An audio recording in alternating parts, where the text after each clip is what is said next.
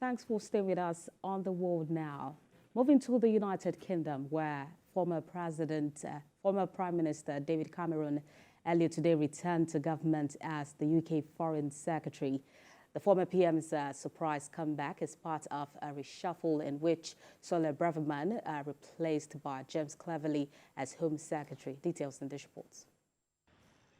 It's a remarkable return to government for the former Conservative Prime Minister David Cameron, who was in office between 2010 and 2016. Mr. Cameron was all smiles as he made his way to the Foreign Office.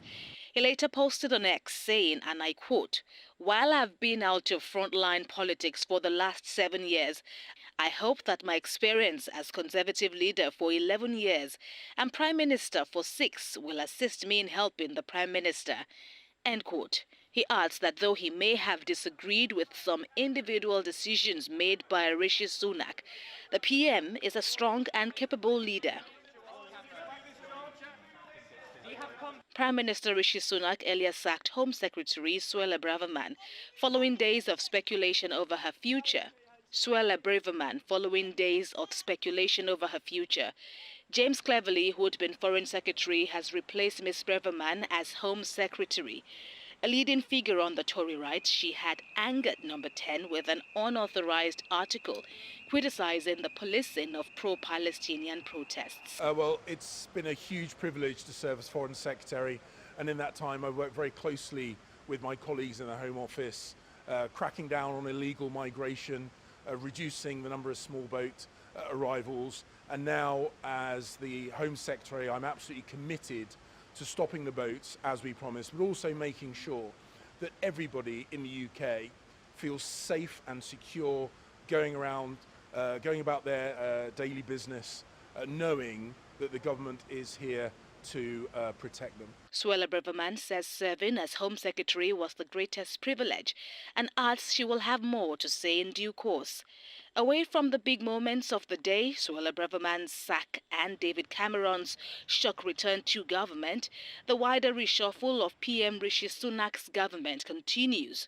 In the last few minutes, Minister Jason Norman has quit his role in the Department for Transport. He says he gave notice to the government's whips several months ago.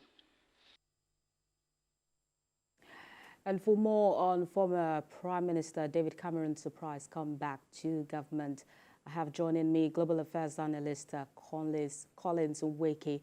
Good to have you join us on the news this hour. Thank you for having me. It's probably not surprising to see the Prime Minister Rishi Sunak reshuffle his turbulent cabinet, but did you find the appointment of the former British leader Cameron as the country's new Foreign Secretary surprising? Well, the specific appointment of Lord David Cameron was indeed a surprise to not only the British people, but also those of us watching from the outside. And the reason is not far-fetched, and I believe I will come to that in a while. But in general, I believe the cabinet reshuffle, has been in the offing. I believe that it was predictable in the sense that he has consistently, Sunak, the Prime Minister under the Conservatives, has been falling in the polls, and they've, moved from one crisis to the other. And this is at the backdrop of, the impending election of, 2024. And so he had long been expected to, take some actions to try to, beef off his standing, his political standing, but also his standing in the poll. And so the reshuffle is purely along that line. Yes. Well, Cameron spent the last 7 years writing his memoirs and also involving himself in business.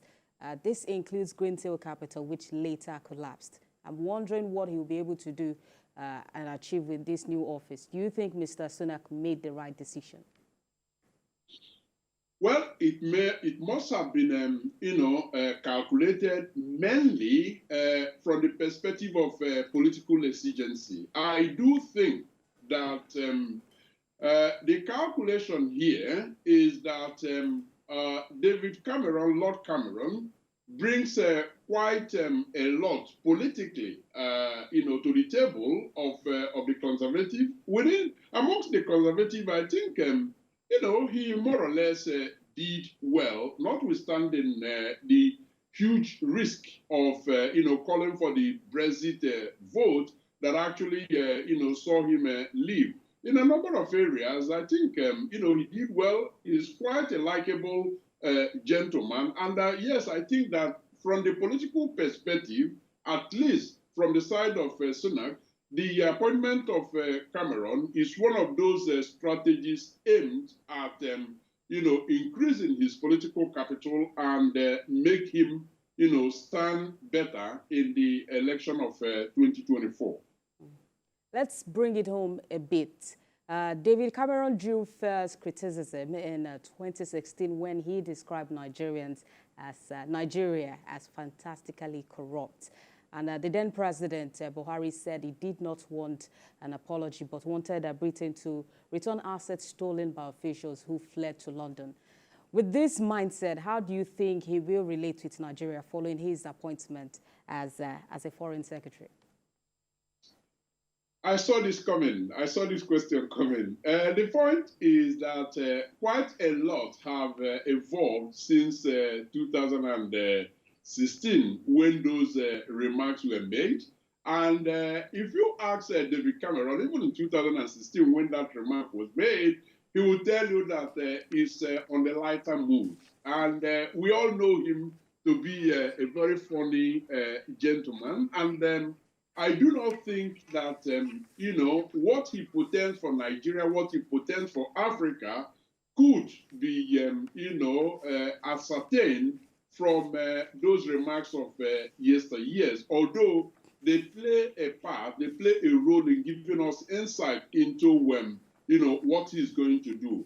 Generally, David Cameron appears to be a liberal, conservatives who takes, international development and support for Africa, very, very seriously. But he also happens to be a businessman, like you pointed out in your intro. His and his family as well, they've tried their hands in all sorts of business. So we are set to see a foreign secretary in David Cameron that will relate with Africa from the point of view of the business interests of, the UK. And I think to a large extent, some leaders in Africa, including Bola Ahmed Tinubu, is a businessman that actually, looks for more ways to trade, to do business with, the rest of the international community. But I think where they might have, some challenges is the area. No India. Is,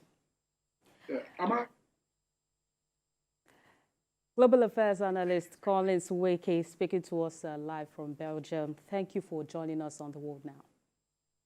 My pleasure.